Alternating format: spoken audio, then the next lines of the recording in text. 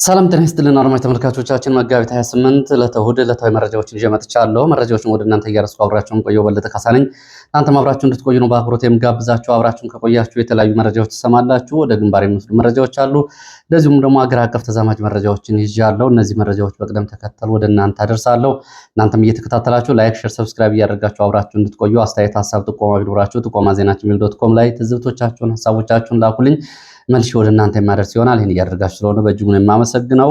እንግዲህ ከጧቱ ዘገባ ላይ የአማራ ፋኖ በጎጃም አንደኛ ክፍለ ጦር ሰብሳቢን በተመለከተ የሰጠው አስተያየት ይስተካከል፣ ኤርትራ ነበር የሚለው እሱ አልነበረም የሚል ማስተካከያን ጨምሮ በርካታ ሀሳቦችን ልካችሁልኛል። እንደዚህ ጉዳዮችን እየተከታተላችሁ ስለምትልኩልኝና እርማቶችንም ሀሳቦችንም ስለምትሰጡ በእጅጉ ነው የማመሰግነው። በሰዓት የተለያዩ መረጃዎችን ይዣለሁ። ዘገባዎቹን እየተከታተላችሁ አብራችሁ እንድትቆዩ ነው በአክብሮት በድጋሚ የሚጋብዘው።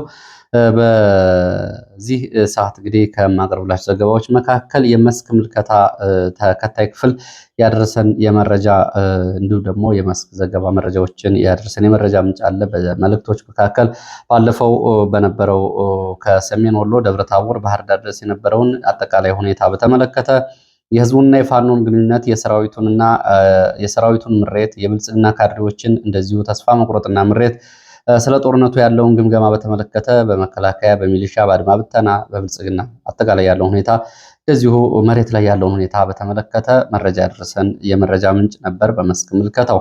ዛሬም ተጨማሪውን መረጃ አድርሶናል። እንግዲህ እንደዚህ አይነት በተለይ በገለልተኛ ሰዎች የሚታዩ መረጃዎች ደግሞ የበለጠ ወደ እውነታው የተጠጉ ስለሆኑ ይህን ሰዓት እንግዲህ እንደ መጀመሪያ መረጃና የመስክ ምልከታ አቀርብላችኋለሁኝ። ስለ ጦርነቱ ያላቸው ወደ ጎንደር፣ ማዕከላዊ ጎንደር፣ ሰሜን ጎንደር የነበረው ጉዞ የሚያሰራን ድርጅት በጸጥታ ችግር ምክንያት በወቅቱ ጦርነት ስለነበረ የጉዞ ኃላፊነቱን አልወስድም በማለቱ እስከ አዲስ ዘመን ድረስ ከባህር ዳር አዲስ ዘመን ድረስ የነበረውን አጠቃላይ መሬት ላይ ያለው ሁኔታ እንደተመለከተ የዘዚሁ እንግዲህ ባደረሰን መረጃ ይገልጻል።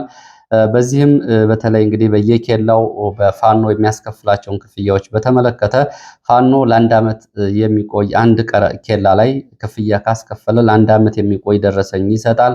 በዚህም ሾፌሮች ደስተኛ መሆናቸውና ከቦታ ቦታ ሲንቀሳቀሱ ይህን ደረሰኝ እያሳዩ ሌሎቹ ጋር እንደሚግባቡና ሌሎቹ ፋኖችን በዚህ እንደሚግባቡ ገልጸውልኛል ብሏል። ይህንንም እንደ መልካም ተሞክሮ እንዳየውም እንደዚሁ ገልጿል። ሁሉም ቦታ ያሉ ፋኖች በተመሳሳይ በዚህ ደረሰኝ ይግባባሉ ብሏል። የብልጽግና ፋኖች የሚባሉ መኖራቸውንም ነው እንግዲህ በዛሬው ምልከታው ውስጥ እንደ መረጃ የምንይዘው። የብልጽግና ፋኖች የሚባሉም ተመልክቻለሁ ብሏል።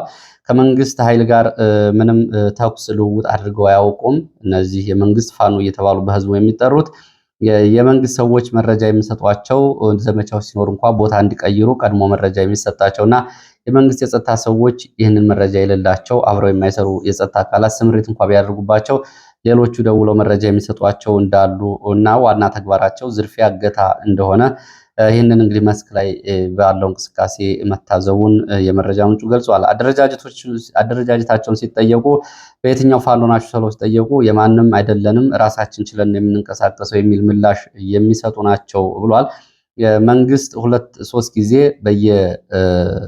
በቦታ እያቀያየረ እጅ የሰጡ እንዲሁም ደግሞ የሰላም ጥሪ ተደርጎላቸው የገቡ በሚል በየጊዜው በቴሌቪዥን መስኮት የሚያሳያቸው ፋኖች ናቸው እነዚህ ብሏል። እንግዲህ መሬት ላይ ካለው ተጨባጭ ደግሞ የመስክ ምልከታ ያደረሰን ነው።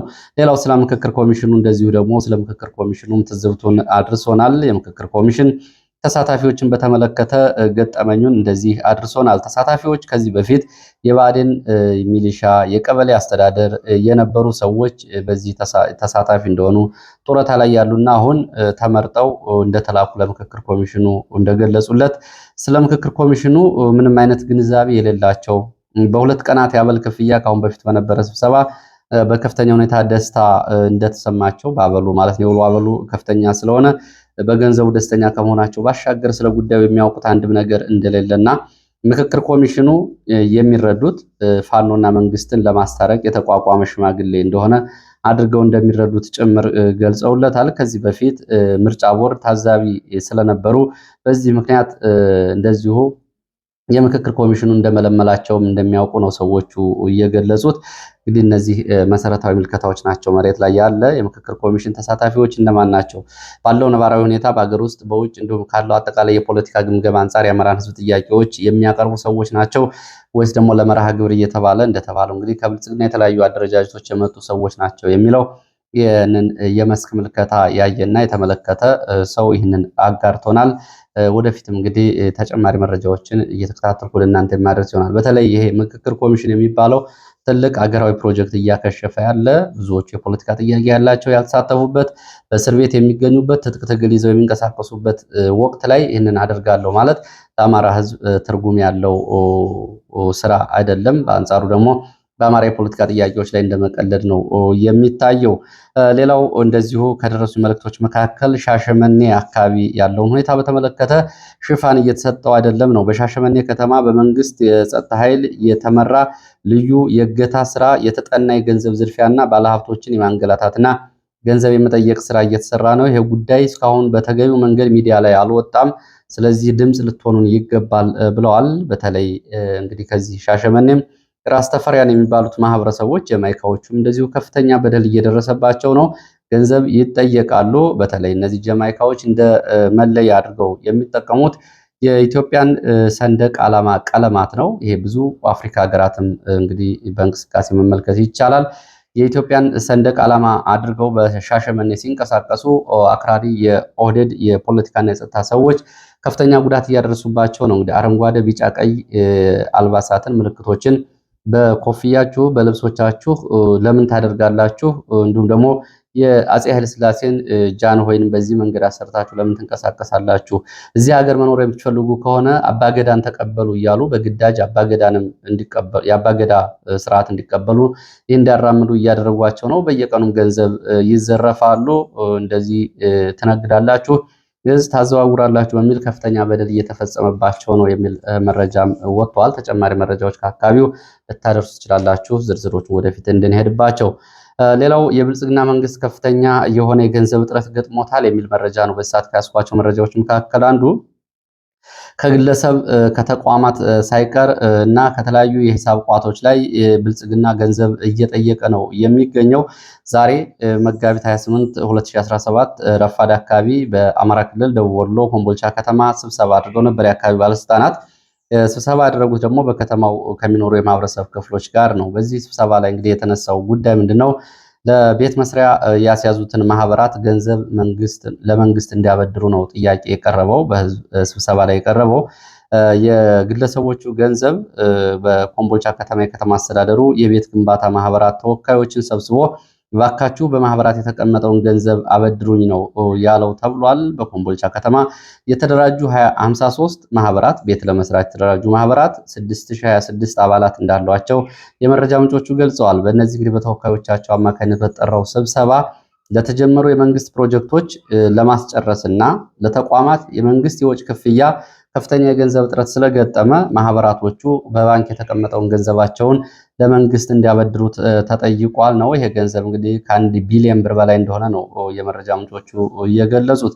ይሄ እንግዲህ በየአካባቢው የሚገኙ በግለሰብ አካውንት በማህበራት ያሉ ገንዘቦችን መንግስት እያሳደደ ብድር እየጠየቀ ነው የሚገኘው። የችግሩን ደረጃ የሚያሳይ ነው።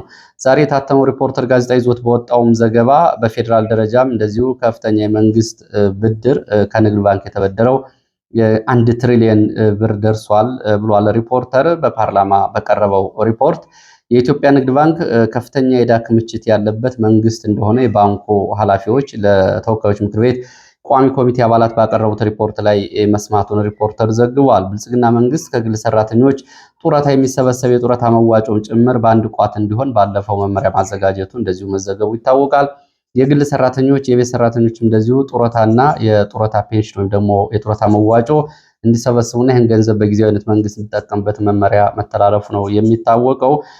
ለገጠመው የመንግስት የገንዘብ ችግር እንግዲህ የተለያዩ መውጫ መንገዶችን እያፈላለገ ነው የሚገኘው። በተለይ መከላከያ ሚኒስቴር፣ ትምህርት ሚኒስቴር፣ ጤና ሚኒስቴር የመሳሰሉ መስሪያ ቤቶች ከፍተኛ የበጀት እጥረት ገጥሟቸዋል ነው እየተባለው። በተለይ መከላከያ የተበጀተለትን አጠቃላይ በጀት በግማሽ ዓመቱ ነው እየጨረሰው ተብሏል።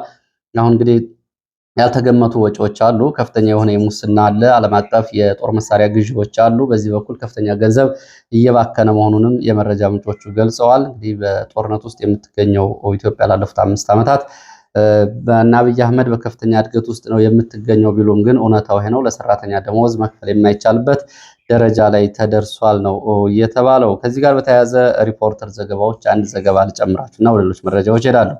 የሪፖርተር ዛሬ ይዞት ከወጣው ዘገባ መካከል የኢትዮጵያ ቴሌቪዥን የተመለከተ እንደዚሁ ዘገባ ይዞ ወጥቷል።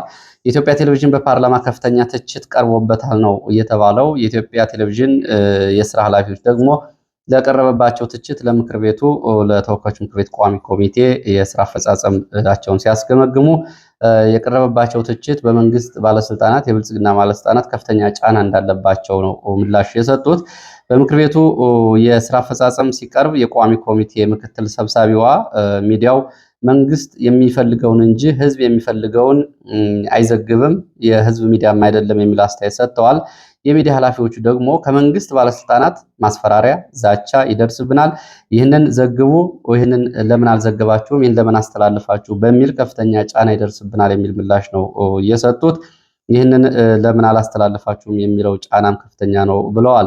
የምክር ቤት አባሏ ነፃነታችሁን አሳልፋችሁ አትስጡ፣ ለምን ትሰጣላችሁ? ተቋሙ የሁሉም ድምፅ መሆን አለበት የሚል አስተያየት ሰጥተዋል። እንግዲህ ሰብአዊ መብት ጥሰቶችን ጭምር የኢትዮጵያ ቴሌቪዥን ለምን አይዘግብም የሚልም እንደዚሁ ጥያቄ ቀርቦ ነበረ በተለያዩ አካባቢዎች።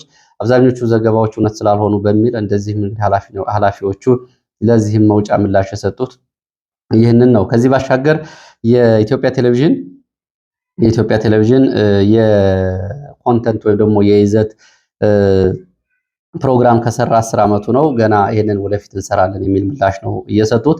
በተለያዩ አካባቢዎች የሚፈጸሙ መንግስታዊ ጭፍጨፋዎችን በተለያዩ አካባቢዎች የሚፈጸሙ ግፍና ሰቆቃዎችን በተመለከተ የኢትዮጵያ ቴሌቪዥን አንድም ቀን ተናግሮ አያውቅም። በትናንትናው ዕለት እንኳ በአዲስ አበባ ዙሪያ የተፈጸሙትን እገታዎች፣ ግድያዎች በተመለከተ እስካሁን አንድም ነገር ተናግሮ አያውቅም። በተቃራኒው እንግዲህ አገሪቱ ማርና ወተት እየዘነበላት እንደሆነ ጠቅላይ ሚኒስትሩም በየቀኑ ዓለምን የሚያስደምም ፕሮጀክት እየሰሩ እንደሆነ ነው ኢትዮጵያ ቴሌቪዥን ሲዘግብ የሚውለው። ካሜራዎቻቸውን የሚይዘው እንግዲህ የኮሪደር ልማት በሚል በህንፃዎች በመንገዶች ዳር ካልሆነ በስተቀረ ጦርነት በሚደረግባቸው ቀጠናዎች፣ ንጹሐን በሚሰቃዩባቸው ቀጠናዎች የኢትዮጵያ ቴሌቪዥን ተንቀሳቅሶ አያውቅም። የሚተዳደረው ግን በህዝብ ገንዘብ ነው። ለማንኛውም ይሄ ያው የተነሳ ሐሳብ ስለሆነ እንጂ የኢትዮጵያ ቴሌቪዥን የሄደ የመጣው ያለው ሰው የሚገለገልበት የፕሮፓጋንዳ መሳሪያ እንጂ የህዝብ ተቋም ሆኖ አያውቅም። ይሄ ትላንትም ዛሬም የተረጋገጠው ይሄ ነው። ወደ ሌሎች መረጃዎች እቀጥላለሁ። ወደ ሌሎች መረጃ ሲሄድ የህወሓት ታጣቂዎችን የተመለከተ መረጃ በተለይ ከወደ ሱዳን የወጣ መረጃ ላድርሳችሁ። የሱዳን ታጣቂዎች የህወሓት ታጣቂዎች በሱዳን ከጀኔራል አልፈታህ አልቡርሃን ቃል የተገባላቸው የቅጥረኝነት ክፍያ በህወሓት ጀኔራሎች እየተወሰደባቸው ነው የተባለው። ታጣቂዎቹ የሱዳን ጦር እስከ $4000 ድረስ እንደሚከፍላቸው ቢነግራቸውም ገንዘቡ በእጃቸው ገብቶ አያውቅም። እንግዲህ ጀኔራል አልቡርሃን ጎን ሆነው የሚሰለፉ እንደ አርሚ 7 እና ሌሎች የህወሓት በ4 ክፍለ ጦሮች በሱዳን የሚገኙት እስካሁን ድረስ በታጣቂዎቹ እጅ ክፍያው ገብቶ አያውቅም ነው የተባለው። ጀኔራል አልቡርሃን ከደጋፊ ሀገራት ለቅጥረኛ ወታደሮች ግዥ የሚያገኘውን ገንዘብ ለህወሓት ጀኔራሎች ነው የሚሰጠው። የህወሓት ጀኔራሎች ደግሞ ይህንን ገንዘብ እየተጠቀሙበት ነው የሚገኘው። ህወሓት ነው በአጠቃላይ የሚወስደው። በሱዳን ለሚገኙ ታጣቂዎች በትግራይ ልማት ማህበር በኩል እንግዲህ ከሚገባላቸው ከተነገራቸው ባሻገር በትግራይ ልማት ማህበር በኩል 3000 ብር እስከ 3000 ብር የሚደርስ ክፍያ የኪስ ገንዘብ ይላካል በየወሩ። እነሱ ግን ያው ቃል የተገባላቸው አሁን ባለው ምንዛሬ እስከ ግማሽ ሚሊዮን ብር የሚደርስ ደመወዝ ቢሆንም የሚሰጣቸው ግን 3000 ብር ብቻ ነው እየተባለው። ይሄ ታጣቂዎቹ ክፍያ በአገር ውስጥም ይሄ ነው ተብሎ ነው እየተነገራቸው። የትግራይ ልማት ማህበር በመተማ ምዕራብ ጎንደር ከተማ በሚገኝ አንበሳ ባንክ በኩል ገንዘቡን ወደ ሱዳን ገንዘብ እየለወጠ ይልክላቸዋል ነው የተባለው። በእነዚህ ኬላ መስመሮች እንደዚሁ ገንዘብ በማስተላለፍ በኩል የሚገኙ የህወሓት ሰዎች አሉ ነው የተባለው። ለታጣቂዎቹ እስከ 3 እስከ 6 ወራት አልፎ አልፎ ክፍያ ይዘገይባቸዋል። የህወሓት ቅጥረኛ ወታደሮችን በተመለከተ ከሀገር ውስጥ ጀኔራል ፍስሐ ኪዳኑ ደግሞ ፍስሐ ማንጁስ፣ ከውጭ ደግሞ ጀነራል ሙዘይን ናቸው አጠቃላይ ጉዳዩና የገንዘብ ዝውውሩን የሚቆጣጠሩት ነው የተባለው። ጀነራሎቹ በወጣቶቹ ህይወት እየነገዱ ነው የሚሉት የመረጃ ምንጮቹ በሱዳን የሚገኙ ታጣቂዎች በቅርቡ ወደ ሀገራችሁ ትገባላችሁ፣ ለከፈላችሁት ዋጋ የሱዳን መንግስት ለትግራይ ከፍተኛ ዋጋ ይከፍላል ወደፊት የሚል ነው የሚነገራቸው። ትግራይ ነፃ ሀገር መሆኑ አይቀርም በቅርቡ። ነፃ ሀገር ስትሆን ደግሞ ሱዳን ከፍተኛ ድጋፍ ያደርጋል፣ ሱዳን ታደርጋለች። የአየር ኃይል ማቋቋምን ጭምር በሱዳኖች ያግዙናል፣ በሱዳን ቃል ተገብቶልናል እና አሁንም ለህወሓት ከፍተኛ የጦር መሳሪያ እያስታጠቁ ነው የሚገኙ ሱዳኖች። ስለዚህ ውለታችሁ የእናንተ ውለታ ወደፊት በምትመሰረተው ትግራይ ላይ ከፍተኛ ሚና ይኖረዋል የሚል ምላሽ ነው እየተሰጣቸው የሚገኘው ነው ያሉት የመረጃ ምንጮቹ። ወደ ሌሎች መረጃዎች ሲሄድ ሸኔ በወረጃ አርሶ ጎሐጽዮን አቅራቢያ ከፍተኛ ድል ተቀዳጅቻለሁ ብሏል። የመንግስት ወታደሮች በተለይ የአየር ወለድ ኮማንዶ አዋጊውን ጨምሮ በርካታ የአየር ወለድ ኮማንዶ አባላትን ደምስሻለሁ ብሏል። በርካታ ዘመናዊ አውቶማቲክ መሳሪያዎችን በእጅ አስገብቻለሁ ነው ያለው። ይሄ የሆነው እንግዲህ መጋቢት 27 ትላንትና 2017 ዓ.ም ነው። በዚሁ አቅራቢያ ደግሞ ምዕራብ ሸዋ አካባቢ ሙገር ወንዝ ተብሎ የሚጠራው አካባቢ ደግሞ መከላከያ ከ23 በላይ የሸኔ አባላትን ሞት ቁስለኛና ምርኮ ማድረጉን በዛሬ ባሰራጨው ዘገባ ገልጿል። ከመከላከያ በበኩሉ በትላንትናው ዕለት በወለጋ የሸኔ ከፍተኛ ወታደራዊ አዛዥ የታንዛኒያ ተደራዳሪ የነበረውን መግደሉን እንግዲህ በጠዋቱ የመረጃ ጊዜያችን ገልጸናል። የአየር ወለድ ኮማንዶ አዛዥን ደምስሻለሁ ብሏል። ኦነግ ሸኔ እዚህ ጎሐጽዮን ዙሪያ ጎሐጽዮን ትናንትና በርካታ ሰዎች ታግተዋል። ከታገቱት እስካሁን ድረስ እንግዲህ 7ቱ ህይወታቸው አልፏል፣ በጥይት ተመተው ነው የተባሉት። 26 የሚደርሱ ደግሞ ቆስለዋል፣ ሌሎቹ ደግሞ ታግተው ተወስደዋል። ወደ ግንባር መረጃዎች ሲሄድ ወደ ጎጃም የሚወስደን መረጃ ላስቀድም። በጎጃም የዘመቻ ውሎን በተመለከተ የአማራ ፋኖ በጎጃም ካወጣቸው ሪፖርቶች መካከል 5ኛ ክፍለ ጦር ወርቅ አባይ ብርጌድ በርካታ የሚሊሻ አባላት ተቀላቅለውኛል ብሏል። እንግዲህ በትላንትናው ዕለት 30 የሚሊሻ አባላት የተቀላቀሉት ብርጌድ ዛሬ ደግሞ 83 ቀሪዎቹ የሚሊሻ አባላት እንደተቀላቀሉት ነው ለማወቅ የተቻለው። በዚህም ከ113 በላይ የሚሊሻ አባላት ፋኖን ተቀላቅለዋል። ይሄ ቀላል ቁጥር አይደለም። ምናልባት አንድ ወረዳ ይህን ያክል የሚሊሻ ኃይል እንኳ አይኖረውም። ይህን ያክል ሚሊሻ ወደ ፋኖ መቀላቀሉ ባለው ውጊያ ላይ ቀላል አዎንታዊ አስተዋጽኦ አይኖረውም። በመንግስት በኩልም ከፍተኛ ኪሳራ ነው። እንግዲህ ሚሊሻዎች ጋር የሚኖረው ግድያ የእርስ በርስ ደም ከመቃባት ባሻገር እንደዚሁ በመግባባት የትግሉን ዓላማ በማስረዳት እንዲቀላቀሉ ማድረግ የበለጠ ውጤታማ የሚያደርገው ነው። እነሱም ልጆች አላቸው፣ ለልጆቻቸው መኖር ይፈልጋሉ። ብልጽግና የነገራቸው ፕሮፓጋንዳና ፋኖን ትግል በተመለከተ ከተነገራቸው ባሻገር ፋኖ በዚህ በኩል ብልጫ በመውሰድ የፖለቲካ ግንዛቤ በመስጠት ለነሱም ልጆች ጭምር የሚሆን የአማራ የህልውና ትግል እያደረገ እንደሆነ በመግለጽ በዚህ መንገድ ይዟቸው ቤት የተሻለ ነው የሚሉ ምክሮችን ካሁን በፊት ማድረሳችሁ ይታወቃል። ዛሬ የሚሆነው እንግዲህ በዚህ መንገድ ነው። ባህር ዳር የቦምብ ጥቃት ተፈጽሟል። በቦምብ ጥቃቱ የመንግስት ኃይሎች ላይ ጉዳት ደርሷል። የደረሰው ጉዳት በዝርዝር አልታወቀም። በተመሳሳይ ባህር ዳር ሰባታ ተብሎ በሚጠራው አካባቢ ፋኖ የሞርተር ጥቃት አድርሶ የመንግስት ወታደሮችን እንቅስቃሴ ስለመግታቱ እንደዚሁ የአማራ ፋኖ በጎጃም ካወጣው የዘመቻ ውሎ ሪፖርት ላይ ለመመልከት ተችሏል። ወደ ወሎ ስንሄድ የአማራ ፋኖ በወሎ ልጅ ኢያሱ ኮር የክፍለ ጦር አባላት እና አመራሮችን ለቀጣይ ግዳጅ የተሻለ የሚያደርጋቸውን የግንዛቤ ፈጠራ የግንዛቤ ትምህርት እና እንዲሁም ደግሞ ስልጠና እየሰጠ መሆኑን ነው የገለጸው። ኮሩ ስልጠና እንግዲህ እየተሰጠ የሚገኘው ለ5ቱ ክፍለ ጦር አመራሮች መሆኑን ገልጿል። ፋኖ እንግዲህ በውጊያ ላይ የሰራዊት ወታደራዊ ፖለቲካዊ አቅም እየገነባ ላለፉት 2 ዓመታት ውጊያ ላይ የሚገኝ መሆኑ ይታወቃል። በተለይ ደግሞ በዚህ ወቅት እንግዲህ ስልጠናዎች አስፈላጊ ነው የሚሆኑት። ይሄ ከዛ አካባቢ የተገኘ ነው። ወደ ቋራ ስንሄድ ቋራ አይሰጋ ተብሎ በሚጠራው ቦታ እንዲሁም ደግሞ ሸዋ ፈራው እና ቱመት ተብሎ በሚጠሩት አካባቢዎች ዛሬ ማለዳ በሞርተር የታገዘ ውጊያ ተደርጓል ተብሏል። ውጊያው ለትንሽ ሰዓታት ነው የቆየው ተብሏል። በዚህ ውጊያ በመንግስት ወታደሮች ላይ የደረሰው ጉዳት አልታወቀም። ዙ 23 ሞርተር ጭምር በታገዘው ውጊያ በፋኖ ላይ 3 ቀላል ጉዳት ደርሷል። ቀላል ቁስለኛ ማለት ነው። በሞርተር ፍንጣሪ ጉዳት ደርሷል። በመንግስት ወታደሮች ላይ ግን የደረሰው ጉዳት አልታወቀም የተባለው በዛሬው ረፋድ ውጊያ ከ2 ቀናት በፊት እዚህ አይሰጋ ላይ በተፈጸመ ድንገተኛ ጥቃት ከፍተኛ ቁጥር ያላቸው የመንግስት ወታደሮች ሙትና ቁስለኛ ሆነዋል። ይህንን በተመለከተ በትንሹ ከ35 በላይ መንግስት ወታደሮች ሙትና ቁስለኛ ስለመሆናቸው የመረጃ ምንጮች ገልጸዋል። በዚህ ጥቃት ምክትል ዘመቻ አዛዥን ጨምሮ በርካታ የመንግስት ወታደሮች ናቸው ሙትና ቁስለኛ የሆኑት። ይህንን ምክንያት በማድረግ ነው እንግዲህ ለመበቀል የተለያየ መካናይዝድ መሳሪያ ይዘው ዛሬ መንግስት ወታደሮች በአካባቢው ውጊያ ከፍተው የነበረው። አሁንም በአካባቢው ከፍተኛ ውጥረት አለ ነው የተባለው። ዛሬ እንደዚሁ ከግማሽ ቀን በኋላ ውጊያ እየተደረገባቸው ካሉ አካባቢዎች አንዷ ሰከላ ግሽ አባይ ከተማ ዙሪያ ነው። በግሽ አባይ ከተማ ዙሪያ በሞርተር በዲሽቃና በዙ 23 የታገዘ ውጊያ እየተደረገ ነው። ከ6 ተኩል ጀምሮ እስካሁን ድረስ የተኩሱ አልቆመም። እንግዲህ በዚህ የደረሰውን ዝርዝር ጉዳት ማወቅ አልተቻለም። ውጊያው እንደቆመና ተኩስ እንደቆመ ዝርዝር መረጃዎችን ወደ እናንተ የምናደርስ ይሆናል። ተጨማሪ መረጃዎችን ከአፍሪካ ቀንድ ላድርስና የዛሬውን መረጃ ላጠናቅ። በአፍሪካ ቀንድ አልሸባብ በሞቃዲሾ ከፍተኛ ጥቃት ሰንዝሯል። የአየር መንገዶች በረራ አቋርጠዋል። የግብፅና የቱርክ አየር መንገዶች ወደ ሞቃዲሾ የሚያደርጉትን በረራ አቋርጠዋል። ከ2 ሳምንት በፊት አሜሪካ እንደዚሁ አልሸባብ ከፍተኛ ጥቃቶችን ሊፈጽም ይችላል በሚል የጉዞ ማስጠንቀቂያ መስጠቷ፣ የኬንያ እንዲሁም ደግሞ የአሜሪካ አውሮፕላኖች በዚህ ቀጠና የሚያደርጉትን በረራ ማቆማቸው ይታወቃል። ሄላነህ ተብሎ በሚጠራው አካባቢ እና በአየር ማረፊያው አካባቢ በተፈጸመው የሞርተር ጥቃት የዲፕሎማቶች መኖሪያ ቤቶች ጉዳት ደርሶባቸዋል። ኤምባሲዎች ጉዳት ደርሶባቸዋል። በሰዎች ላይ ደርሰው ጉዳት አልታወቀም ነው የተባለው። እንግዲህ አልሸባብ በከተማው በሞቃዲሾ ከተማ ውስጥ ይህንን ጥቃት ሲፈጽም በአንድ ወር ውስጥ ለሁለተኛ ጊዜው ነው። ባለፈው አብይ አህመድ ወደ ሞቃዲሾ አየር ማረፊያ ሲቃረቡ እንደዚሁ ተከታታይ የሞርተር ጥቃት ተፈጽሟል።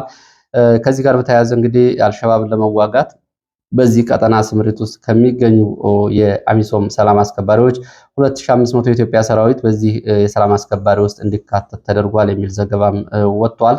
እንግዲህ 11900 አካባቢ የአፍሪካ ሰላም አስከባሪ ኃይል ይሰማራል ቢባል የኢትዮጵያ ሰራዊት እስካሁን ሳይሰማራ ነው የቆየው። ሰሞኑ እንግዲህ የወጡት መረጃዎች 2500 የኢትዮጵያ ሰራዊት ተካቷል ነው የተባለው። ከዚህ ውጭ እንግዲህ በተለያዩ የሶማሌላንድ ራስ ገዞች ውስጥ በርካታ የኢትዮጵያ ሰራዊት ገብቶ ይገኛል የሚሉ መረጃዎች አሉ። በአልሸባብ ላይም በመካከለኛው ሸበሌ በተከታታይ ባለፈው 4 ዙር የአየር ጥቃት መፈጸሙን የኢትዮጵያ አየር ኃይልም መረጃዎቹ ጠቁመዋል።